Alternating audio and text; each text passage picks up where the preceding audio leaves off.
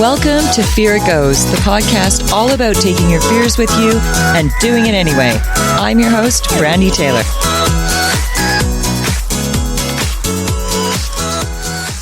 Oh, beautiful souls, and welcome back to Fear It Goes. And we are in the midst of the health series. I hope you're enjoying it so far. Today, we are speaking with Vincent Esposito. He is a functional medicine practitioner out of New York and an absolute delight to listen to. He's so passionate about really creating a healthy environment and something that's sustainable.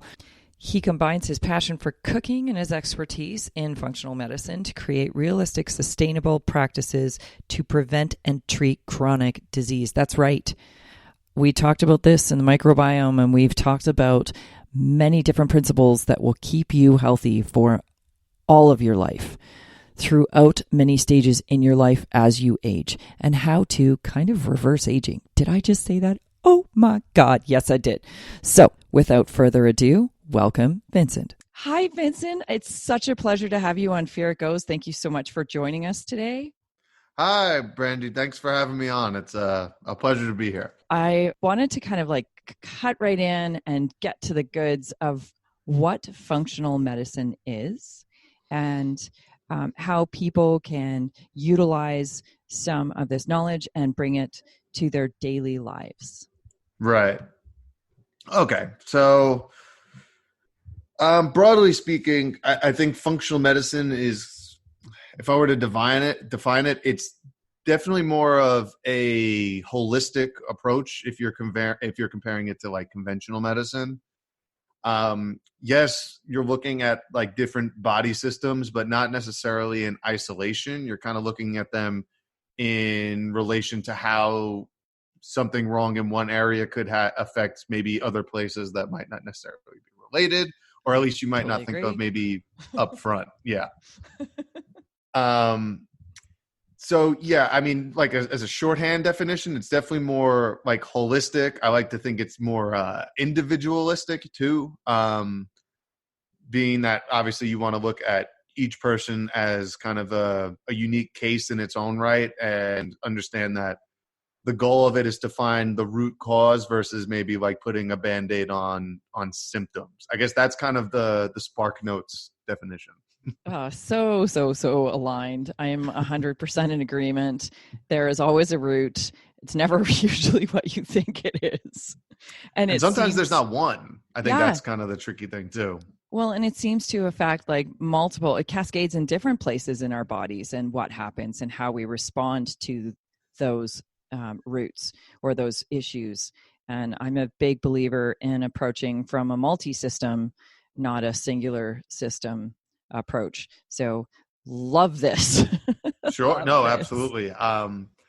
Yeah. And yeah, I think it's important to understand, like, just because a problem might originate in one place doesn't necessarily mean that's the place that is most obviously affected, or at least the most obvious symptoms come from. It doesn't necessarily have to be the case. Don't you find, so I find with symptoms very often people are looking at the symptoms thinking they're the problem. And, Sure. And then we treat a symptom and then another symptom pops up. Someone described this to me like this before, and I loved the analogy. It's perfect.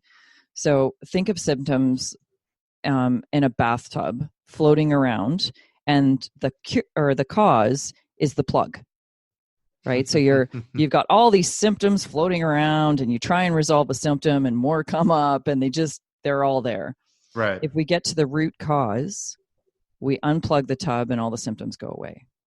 And it's very, very true. I find this. So like, I'm a hypnotherapist, amongst other things, but in that's the first approach I take to things, is finding out what the root is, because we really store things in our bodies that are caused by other things, usually our head.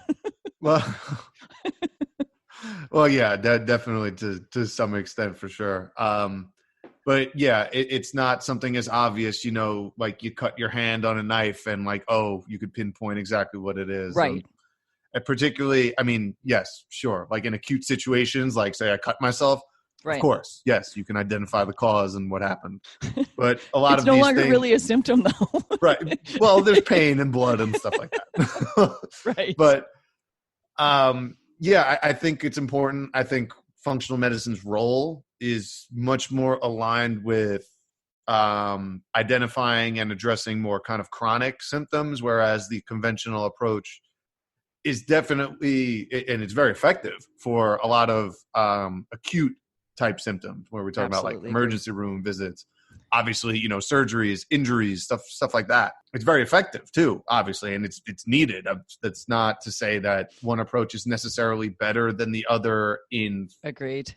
in a whole way, but the problem is when we're using conventional or acute therapies to treat chronic conditions, and that becomes the disconnect. I would agree 100%. And I think that, like, for me, you and I have talked about this. I look at inflammatory diseases and inflammation in the body and what it's done over long periods of time. Right. And how that can be corrected. And I wouldn't look at that from the symptom of the diabetes or the symptom of, because these become the symptoms. They are the symptoms of the older problem that can be corrected and addressed. Yeah, and I think the important part, if we'll use diabetes as the example here, is you don't just wake up one day and have diabetes either. Exactly. You might get a diagnosis one day, but that doesn't mean you that doesn't mean you haven't had it for months, years. I mean, who knows when the last time wherever you might have went to the doctor or something. Right. And leading up, like right, well, exactly. They've just been small little quiet symptoms. Right. I mean, these things take months and years to develop a lot of the times. And unless like you're willing to take a step back, kind of look at yourself in the mirror a little bit, not in like even a judgmental way. Never in a judgmental way. No, but just to be like, hey, you don't end up sometime in a lot of these places by accident most of the time. There are things, if you are willing to kind of peel back the curtain and take a look at what you're doing in your own life. And I've had, some experience with this myself personally. But if you're willing to recognize, oh, maybe I went wrong here or there, and then I noticed, 6 months later, I started feeling this, or maybe my joints started hurting, or, kind of feel fuzzy, or, like I'm not as sharp, like mentally as I used to be. Right. I mean, it can manifest in hundreds of different ways, but then you can't, like, as long as you find kind of where, I might have veered, off this path that I probably should have been on. That's where you can start being honest with yourself and then retracing those steps. And then that's how you kind of get on the road to improvement, get back on track. Kindred spirits.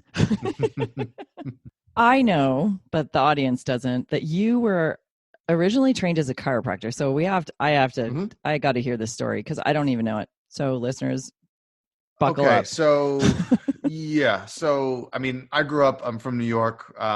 Both my parents from Brooklyn. Like both Brooklyn Italian families. So I grew up, my mom cooked like a ton, and it was nice getting to come home every day, from practice or whatever I was doing.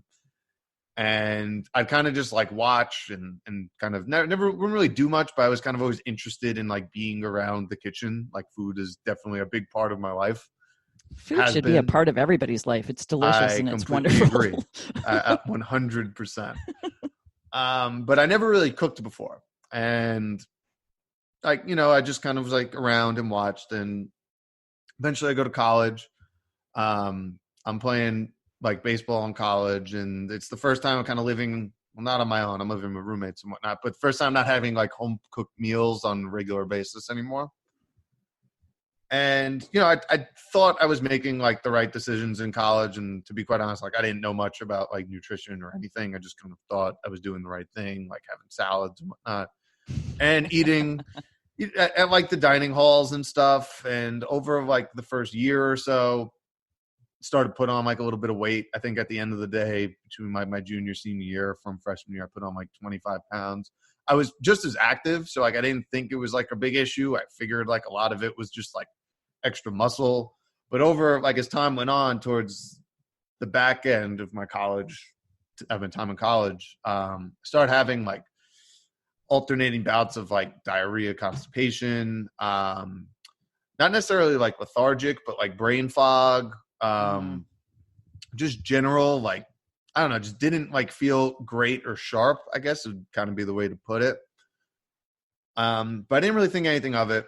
And while I was at college, I worked with the trainer, the head strength and conditioning coach on campus, and I got a job kind of like as an assistant for the last 3 years in college. And when I was there, my dad was kind of already a chiropractor, and I was going back and forth at that point. Like I wanted to get like into rehab at some point.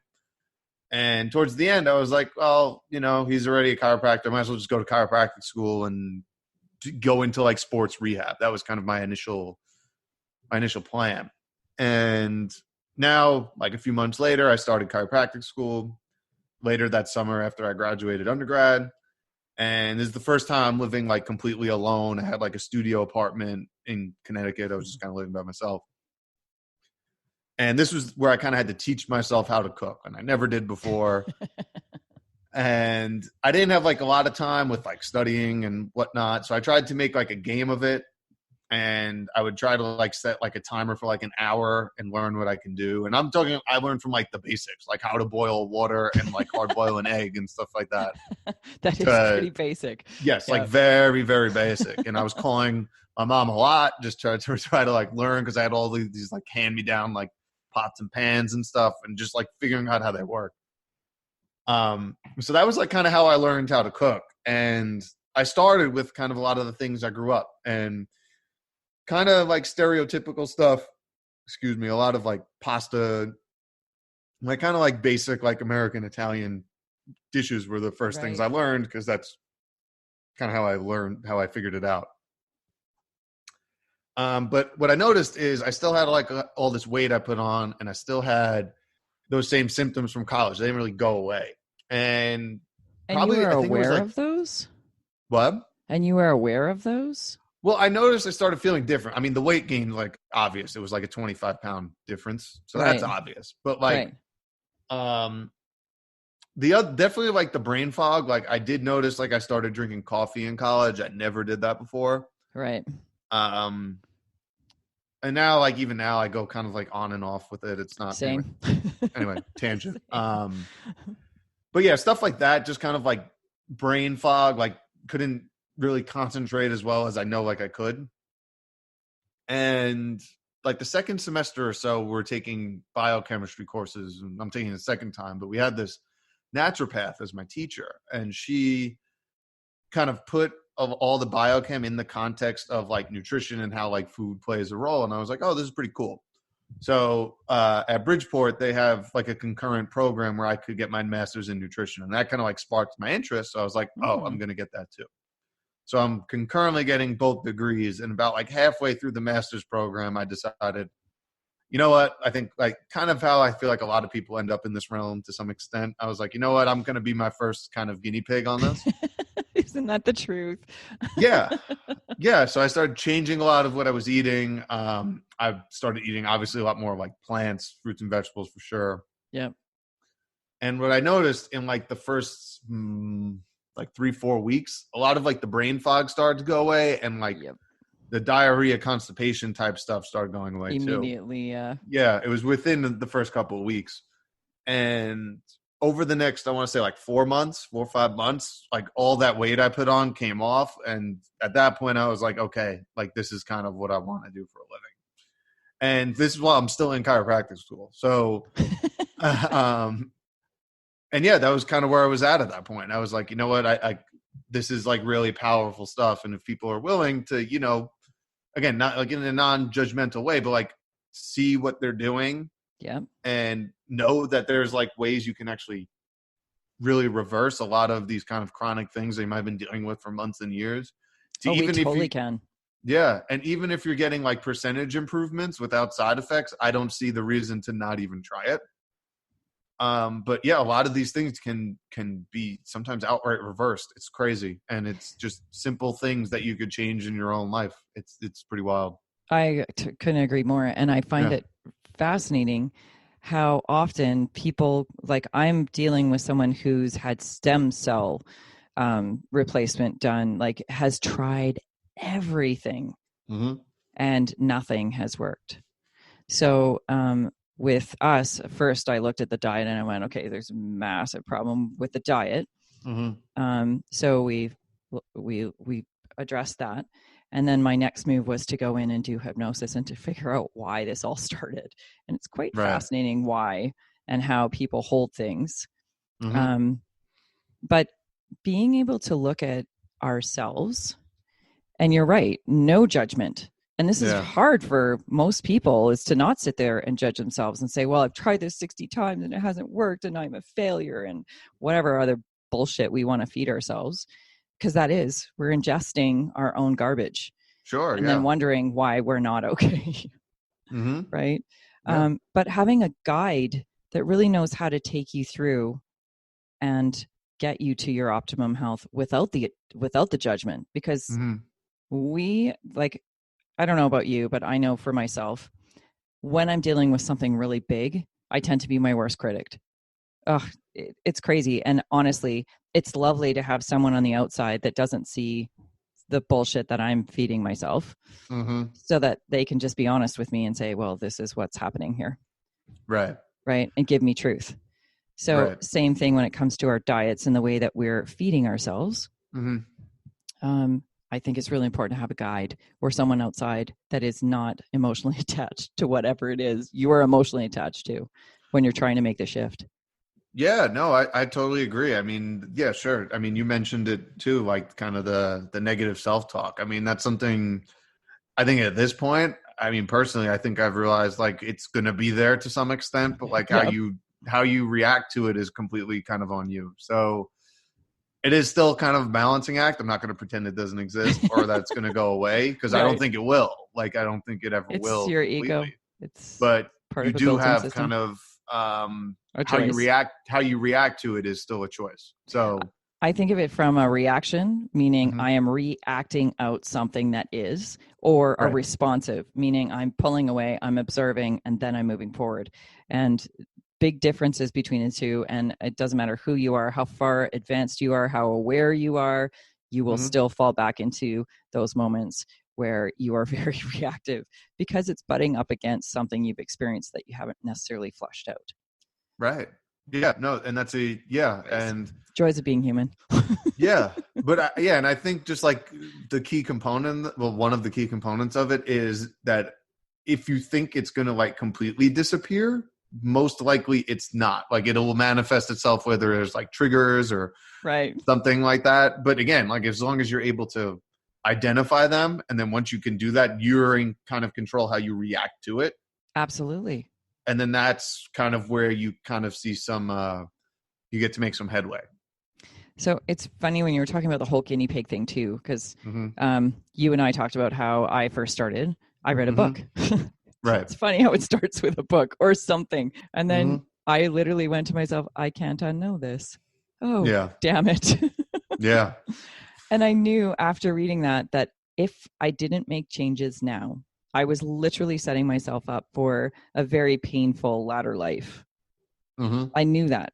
So I made changes and the weight just fell off. And it's funny because I think that's a really big misconception, is people think that, so you gained yours in a fairly shorter period of time. So for you, it was really noticeable. For me, it was slow, incremental. And you just assume that as you get older, you just gain some weight. It's not, you're still pretty healthy. I thought I was really healthy. I ate a lot of fruits and vegetables, but I ate a lot of other things that I didn't realize were really not healthy. Right. And I didn't realize how much until I actually started tracking macros, and that made the world of difference to me. Yeah. The world of difference. And I set people up now with food journals, and I find that very, very helpful, because it allows them to see, one, how foods are setting them off in their body, how they feel from that food, and then what they're eating. Because more often than not, hey, I'm in a hurry, I got to grab something, I snack on something, and it's the first thing I can find. Or I'm running out the door, what's really quick that I can just take with me. And if I don't have something healthy, then I'm just going to grab whatever. Yeah. I think a food journal, as you mentioned, is, I think as a practitioner, is one of the most powerful tools you have. And it's something so simple. I mean, I have a PDF one I use, but you can use a notebook. You can use whatever you want. This doesn't need to be complicated stuff. Totally doesn't. But what is interesting is like, particularly you mentioned like food sensitivities, is you could have symptoms anywhere between like 24 to 72 hours later. And I Yep. don't know about you, but like, I don't know what I ate 3 days ago, not off the top of my head. So if you have at least something where you have hard data, and not only that, if you are working with someone, now they have something that they can use and kind of you can work together with. It's very tough. Yep. One thing I've noticed, at least with those that like I've worked with, is day one is, or say your initial, consultation. Yep. It's very tough to get like a real snapshot because you're going off just kind of straight, just memory for the most part, and not to say that everyone's lying or something, but there's always you're never going to get the whole picture. Is my point. So that first month or so of like tracking that is like really, really critical, I think, on both sides of that relationship. And it's funny because remember I just said, like, I thought I ate healthy. You thought you were eating healthy. Yeah. Right. I thought I was making good choices. Sure. I thought I was making good choices too. And because like I eat a lot of vegetables and I eat a lot of greens. So I just assumed that, hey, I'm eating well. But it's when you start to actually see what you're doing and you're tracking. And I did find this really, really, really interesting when you look at eliminating certain foods because they're problematic and then reintroducing them after a month, after 2 months, because it's a correction already in the biome. It's amazing what happens to a lot of these sensitivities, right? Well, yeah. You're taking the stressor out of the system so the system can repair, and then the system's repaired, and then you're good to go. Some things will never come back, but rarely is what I'm seeing. Like, I was lactose intolerant for years. I got really, really sick in Mexico. Surprise, surprise. Got really sick there. This was in my early 20s early to mid 20s. And I had read that when you have a major digestive trauma, it's not uncommon to become lactose intolerant or to have sensitivities. And it's interesting because what you're doing with digestive traumas, and then you take antibiotic after antibiotic. And I literally went through like a round of 6 weeks of like, we had a parasite and like, oh my God, I was so sick. So, but you're removing a whole bunch of strains that are necessary to create the absorption or create the ability to absorb and break down. And then you don't have them. So no wonder we are no longer able to do that. Yeah, well, I'm really glad you brought up, like I say, like a 1 to 2 month break. So I'm not sure if you've gone over this on your show before, but the reason why food intolerance is like why you're intolerant is they're usually due to IgG antibodies. Yep. So yes, okay. But what is interesting is the half-life of IgG antibodies is like 21, 22 days, something like that.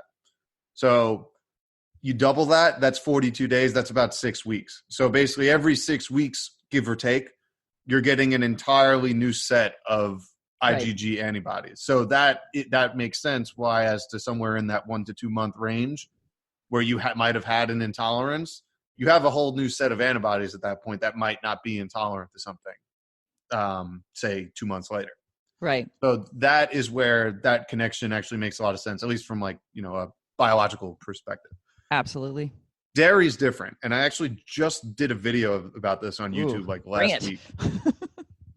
Well, because the difference with dairy is it's not really an intolerance compared to like other foods. It's actually just you don't have enzymes anymore. And most human adults lose not all, 85 to like 90% of the lactase enzymes they have when they're infants. And there's a biological reason for that. You don't need milk anymore to survive, breast milk to survive anymore. So most adults, some of the studies I've seen, it's somewhere like 75, 80% of all adults worldwide lose like 90% of their lactase enzymes. Ironically, most of the adults that do keep them, and it's still like a small amount, relatively speaking, but they're located in Northern Europe, United States, Australia. So interesting thing about lactose and like milk and Europe is their process for pasteurization is different. They don't heat to the same temperatures. They don't kill off the bacteria that's in that milk.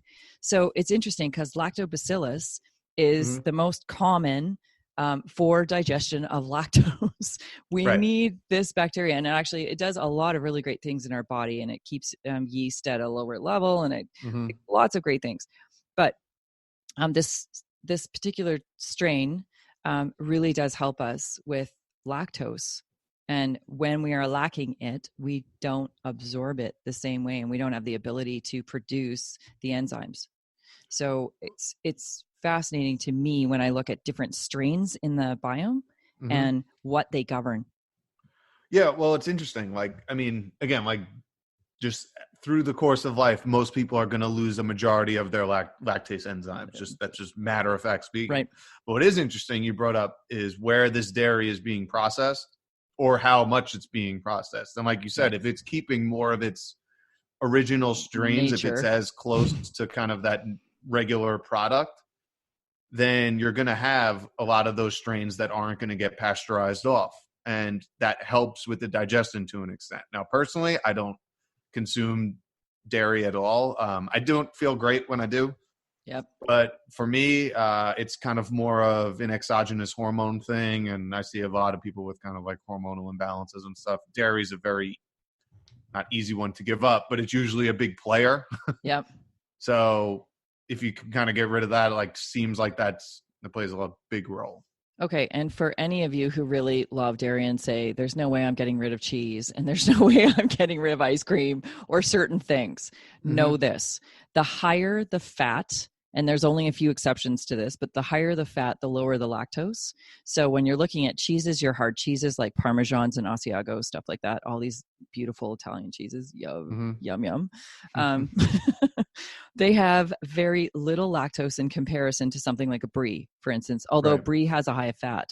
This is one of the exceptions. But when you're dealing with things like milk specifically, like I use a heavy cream in my coffee. That's all I use. And I wouldn't drink a milk because it would probably still hurt me. Right. It's the lactose is just too high in that. So I just make sure that if I'm having something, I'm going to make sure that there's as little as possible in it. And then ice cream, I always go for straight up ice cream, not iced milk and not dairy, like whatever they call the dairy desserts or frozen desserts. And they're not even ice cream anymore. Right. Yeah, those things. Yeah. So if I'm going to eat stuff like that, I make sure that I'm eating good quality. Sure. And I'm not eating it in high quantities either. Yes. Yeah. Yeah. I mean, that's a good kind of like baseline rule. I do notice that most of the people that do give up dairy tend to do a lot better more quickly. That's just matter of fact. I mean, I can encourage people to maybe not do it, but if they're not going to do it, at least give them a buffer. I can't make the decision for everyone. Cut some of these things out. Tell you, I can just kind of tell you, where I fall on it and what the research I've looked at, kind of, where I kind of fall based on what I've read about it is. Right. So I look at things very much from what is sustainable with everybody. So what is sustainable for me is not necessarily sustainable for someone else. So there's certain things that I was like, I have no problems getting rid of this. And for some people, that feels like an impossibility, right? At least if you take it in baby steps or you just alter some of the things you're doing, you're going to be better. And then you can reduce as you go. Like yogurt is one thing that I will always eat. Right. And I eat plain yogurt, but I eat a high fat yogurt. I don't eat a zero fat yogurt ever. But I am keto, so. Okay. Yeah. Kind of the way I look at it is everything, at least again, if I'm looking at it through the lens of maybe like working with someone one-on-one, there's always compromise. This is any relationship. You call it doctor patient, you call it client, whatever you want to call it, friends, loved ones, spouses, whatever. It's a relationship to some extent. There's always compromise. One of the things that I tried to help people kind of work towards and try to figure out, what might work for them is using this 80-20 rule or however, I mean, you could call it whatever you want, but basically like sticking somewhere to around 80% is going to kind of at least get you moving in the right direction. Absolutely. I do want to kind of now, I'm not I can kind of go into like crash diets, and that's kind of like an issue too, but I'll save that for a minute. That being said, 80%, if you're in school, 80% is like a B minus. So like, I'm serious. No, So, it totally is true. yeah. And I think diet is more like 90% of our weight is based on our diet. And I would even tend to push even further than that. I think we can almost manage everything by diet. So a large majority of things, yes, you can. The closer we can get to like 100% is great, but like I'm not going to be like a fool and say like, listen, real life gets in the way. I know there's going to be like birthday parties and dinners out sometimes, and dinners out with friends, like whatever. Just get proactive and plan ahead, because that is going to be the key to longevity. It's not necessarily perfection, it's about consistency. Totally agree. And do you find, so I find a lot of people ask me, well, how do you eat out? Like, how do you eat when you go to a restaurant if this is the way you eat? Because I'm like, okay, so sugars are gone for me. And occasionally I'll have like a cake or something when I'm out, but it's so rare for me now to eat like that. And they're like, do you just eat salads? I'm like, that would be really boring. Yeah, no, I wouldn't even do that. No, like I don't understand that. I don't either. And I find it's not really that difficult. Like I just tell people I'm on a lower carbohydrate diet. I have more vegetables, or and I have a good quality meat, or I just tell like it's not really that hard to eat out. I don't find. Do you find? I mean, I don't know how long I've been like transitioned into this. So it's been like 7-8 years. So at this point, no. Initially, I do understand like how it gets more difficult, but I never looked at it like 100. Like I said, it's that 80-20 rule. Like if I eat out, it's like once a week for one meal, maybe. So like, and if I understand that if you're eating 21 meals in a week, 80% is like 17, 18. Give or take. And that's not counting like alcohol and stuff like that, because then you would have to kind of bump that up. But anyway, if I'm only eating out like once a week, like whatever, like I'm not going to really think too much into it. And even with that, like you could still make like decent choices. I don't absolutely. But even if I do eat out, I just assume it's not going to be great, even if it's like a decent restaurant. It's just an easier way. Again, like why make things more complicated than they need to be sometimes? You just say like, hey, like every time I go out to eat, it's just going to be like, or it's probably not the greatest for me, even if it's a good restaurant. Right. For me, it's consistency, right? It's like, what are the easiest things to kind of stick with? And if I'm making like 90% of my food, at least for me, then it's all good. For me, like if I go out to eat or like go out with friends, for like a couple drinks or something, I'm not going to beat myself up over it. And that's kind of where I fall on it. I think that's really key here too, is not to beat yourself up, because people fall off the wagon, right? They're like, oh my God, I went out last night. I had 3 drinks and I ate totally crappy. I can't believe I did that. And then there's an interesting process in our minds when we feel we've really screwed up, right? It's like that willpower just dissolves, and then we get stuck in our own back steps. We've stepped back. Okay, so you've taken 10 steps forward and 3 steps backwards just now, but you've taken 10 steps forward and you're not acknowledging the 10 steps. You just see the last 3. Yeah. And yeah, it's kind of, again, perfection's kind of the enemy of good. And yes, again, if we're shooting for like perfection, it's not attainable. It's not going to happen. No, it's not sustainable. Even at like the highest levels. I mean, you can only be, if we're going to use like the athlete analogy, like you can only be at that like extreme level for how long? 10, 15 years max. It's not, it's whatever it is, it's not going to kind of last for forever. So, and they don't eat perfect either.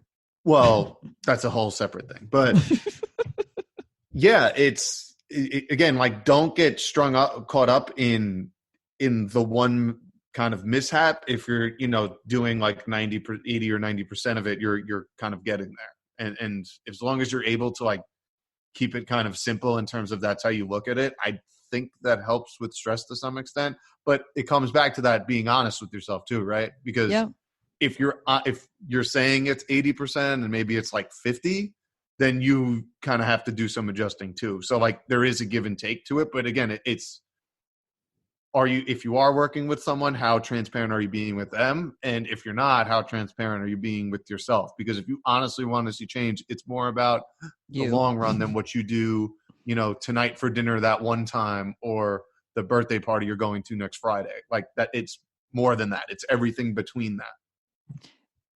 This is so true what you just said about the being honest with ourselves and being honest with who we're working with.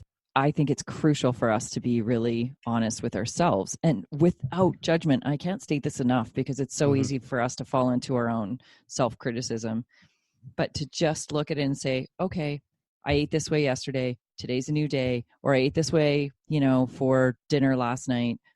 Today's a new day. And my food journal is just it's going to be a blessing today, or whatever. Move forward and don't get stuck in the I screwed up, or I feel like I ate something I shouldn't have, or I really did something that set me back, or any of these things, because you need to be really honest with you, but without the judgment. You have to be able to move forward, and you can't with the judgment in place. Mm-hmm.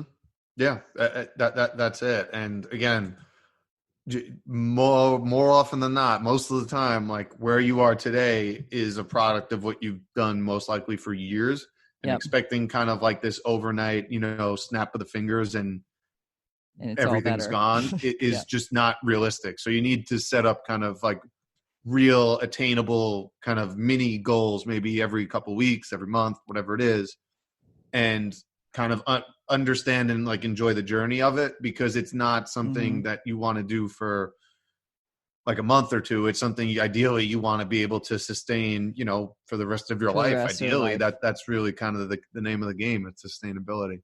Yeah, and this is a lifestyle change. It's a life change. Like our diets are really part of our lives, and it's I think it's really funny. So many people think of diet as like a swear word. Well, I think that has a lot to do with how, especially now with like social media and stuff like that, it's a lot of, you can name any diet under the sun. You're going to have someone talking about it who might know about it or not, but they have like a huge following, and it's like, hey, I did this for like a couple of weeks and I feel great, and show like whatever. And show like a picture like without a shirt on, or like a bikini picture or something like that. And it's like, oh, I have to do this. And it becomes this kind of like crash dieting cycle. I mean, there's a reason why, what is it, like 95% of diets don't work. I mean, it's because, again, perfection's kind of the enemy of good. And not only that, like, are you kind of educated as to like what you're doing, and are mindful of like what is sustainable for you long term? Yeah, absolutely. It's tricky. Yeah. And what's going to work for you, knowing your own body. Yeah. It's funny because I said I'm keto, but I am keto, but I carb cycle sometimes. I intermittent fast, and I find now that I'm in better shape than I was, definitely throughout my 30s. I can't believe I'm admitting this. So I just turned 47. I feel like I'm 30, but I like physically I'm in the same weight I was when I was in my latter teens, early 20s. And there is something to be said about that too. I remember reading years ago, and I thought it was just a bunch of bullshit, to be honest. I read that if you've gained more than 5 pounds since your high school-ish years. Now, this may not come into play with people who were carrying extra weight in high school, but I didn't. I was pretty fit. I was active. If you're carrying about 5 or more, if you carry more than 5 pounds, that this is now you usually overweight for yourself.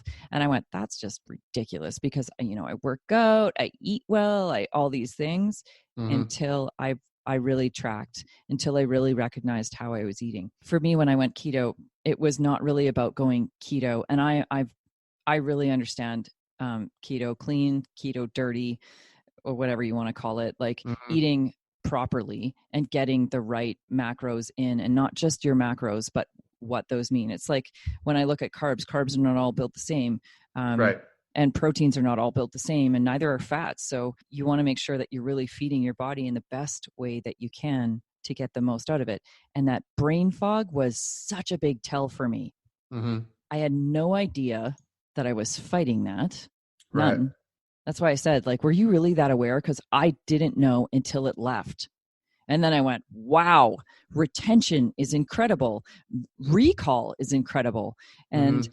just the ability to kind of, the sharpness and the ability to kind of grab words on the fly, or concepts, or just completely different ball game with Mm-hmm. how I was functioning. And then when I did slip back in, because at some point I slipped back into eating too many carbs, like, hey, it doesn't matter who you are. We all have moments when we fall off our wagon or we are not perfect. But I really recognized how that was affecting me mentally, Yeah. because I was no longer sharp. I was tired, and Yeah.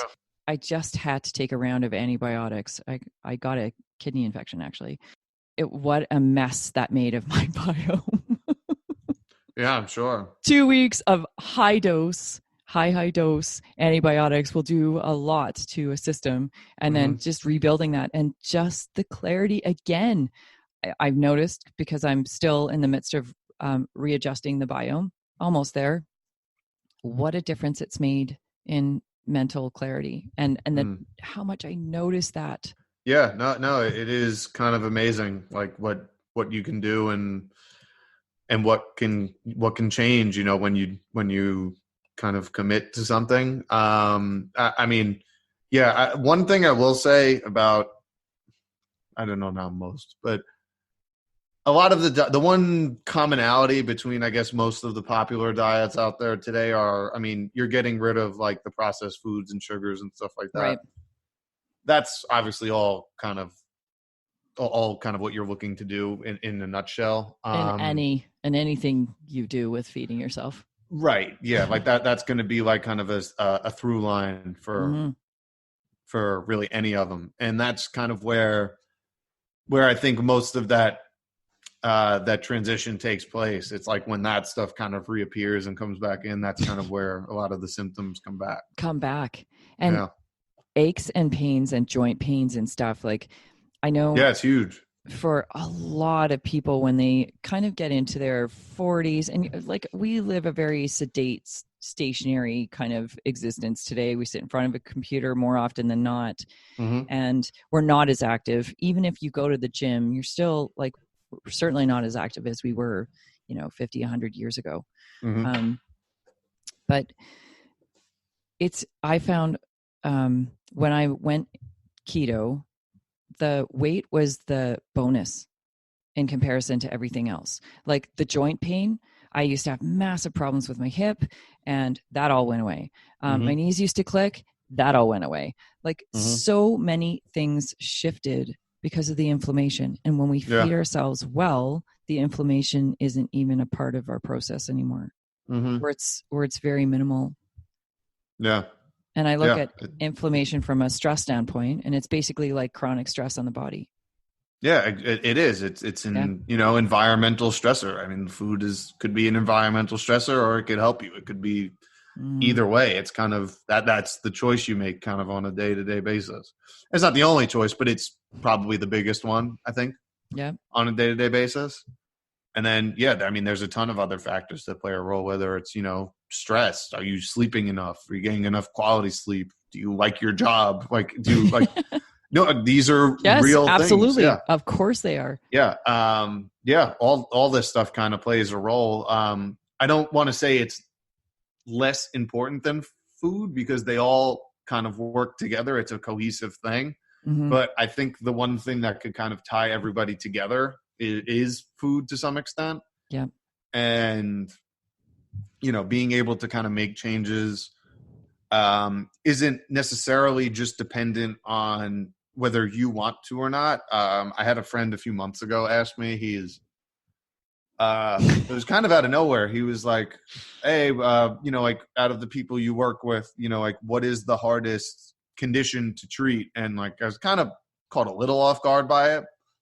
Like I kind of paused for a second, and I was like, it's not necessarily like condition dependent. The biggest factors I've found to if people are going to be successful or not are the people they live with or the people they spend a lot of time with willing to jump on board or not.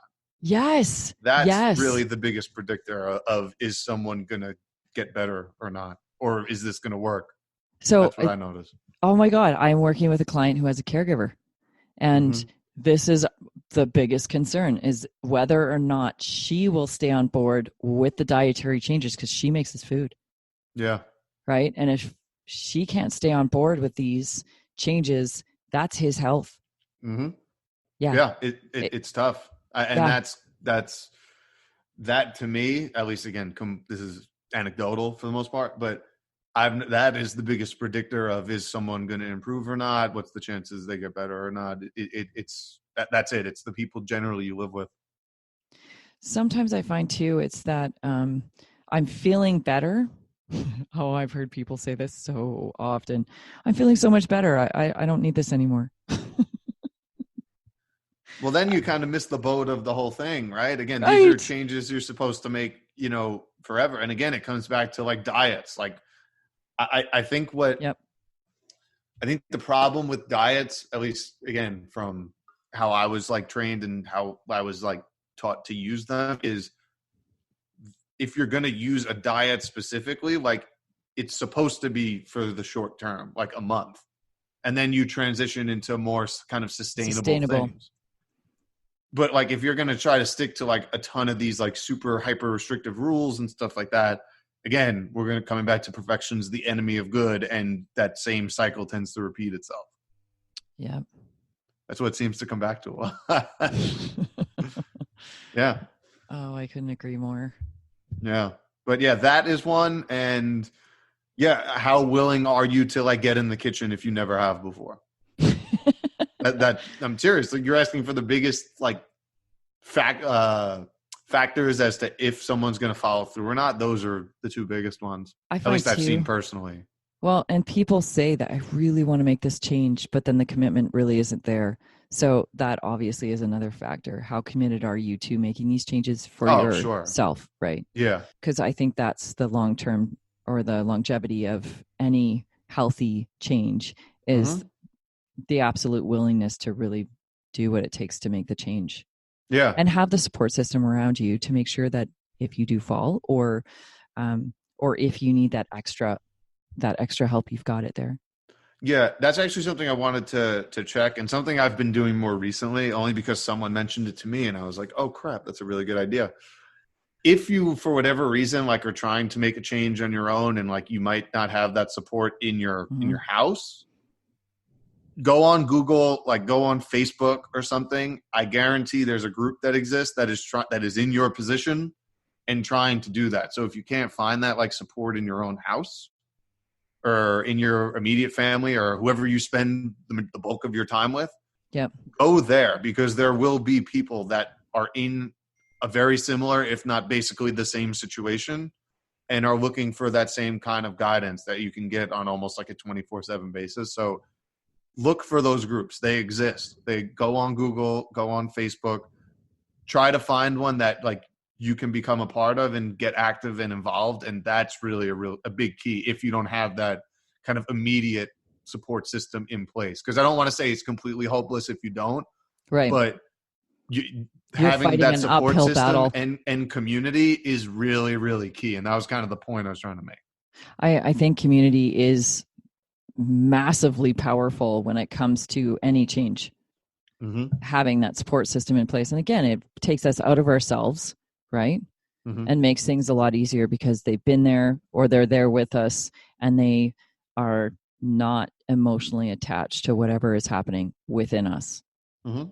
So it just, I think having that community and having that ability to be able to talk to people that really are there with you, world of difference, game changer, like success or failure.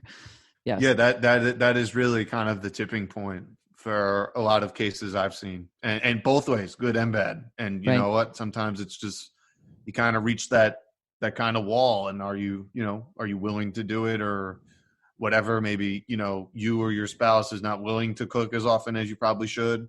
Right. And that's kind of, it's very tough. I mean, here in New York, like where you're surrounded by hundreds and hundreds of food options on a daily basis, Like it is pizza. very easy to get sidetracked like by walking down the block.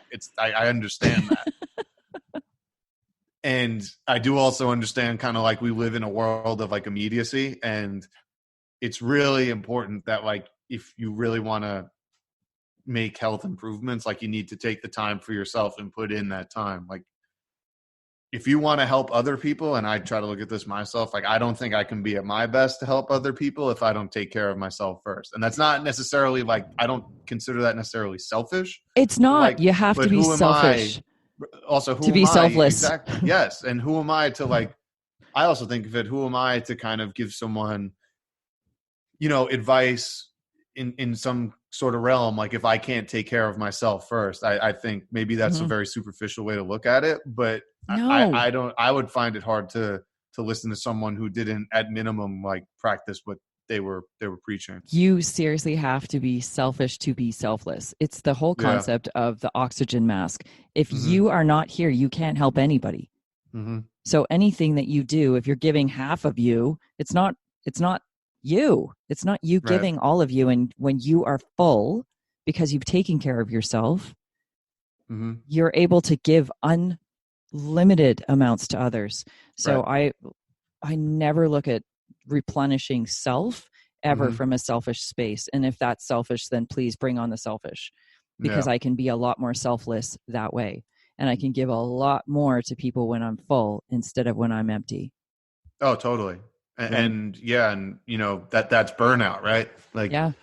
And then that's, again, comes back to this diet thing. Like again, like if you're going to kind of go balls to the wall 100%, and, you know, after a week, you're kind of spinning your wheels and you don't know where you are, or a month, or, I mean, that's basically that's when you're going to fall off pretty much. Right.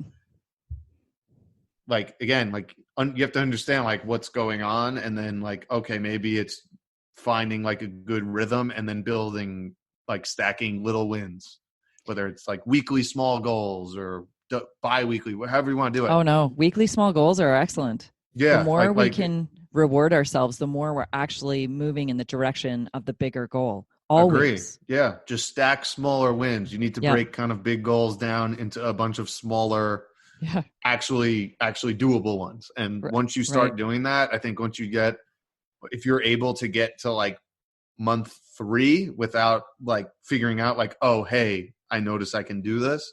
And it's not dominating my life in terms of like it's every kind of thought and like worrying every second. Like that's really where that's I think where you kind of reached, well, I'm like, oh, I got it. So what would be one thing that you would recommend someone could do today that would benefit them in the big overall scheme of things? Well, for me, I mean, the majority of the things I do is like, if you don't cook, like just get in the kitchen, start doing something, learn how to do it, because that is going to be more beneficial than most likely any doctor's office ever will be, barring like an extreme or acute circumstance. The kitchen is going to be your best friend.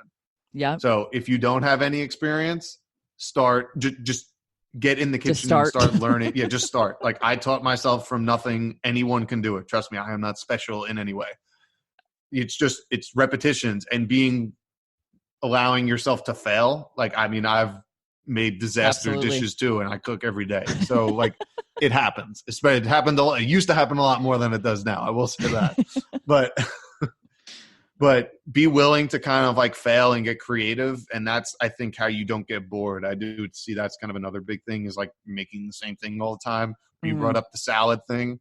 That was kind of a big salad thing. But sometimes. Sure, I do too, but like I'm not eating salad every day, and I never will. Like that's not no. That would be the biggest thing. That, and if you do cook, try to get more plants any way you can. That's generally a good rule. I know we're kind of running out of time, so I don't want to go into like individual diets and whatnot. But for me, a general rule is like, if you, whatever diet you follow or whatever, and maybe we could save that for another time or something. But if you can get a plate that is 70% plants, then whatever your rules are, whatever diet you want to follow, do whatever you want to do. You could be vegan, you could be keto, whatever. Fill up the plate with plants, and you are already setting yourself up for success. So that would be what I would say. Totally agree. Yes. Like keto or not, cutting carbs from the 50-60% intake in your macro is like, I think that's way too high unless you're taking them through your fruits and vegetables. Oh, well, that's where that would be. Yeah. Right? Because again, I'm looking at vegetables are mostly carbohydrates. Carbs. Yes. But like I will not tell anyone that they're ever eating too many vegetables. Me neither. It's not going to happen. Me neither. Yeah. I'm just thinking more along the lines of what we would consistently think of as carbs, because most people don't even think of vegetables as carbs. That's not a health thing. That's like that's a pop culture thing. What is carbs? Carbs are like potato chips, but they're not sweet potatoes for some reason. So like, I don't know why. Again, it's just kind of how I don't understand how like pop culture comes up with this, but unfortunately that's the world we live in. So like, I think it's important to understand things like diet culture exists. Right. But again, that doesn't necessarily dictate how you react to it. Love that.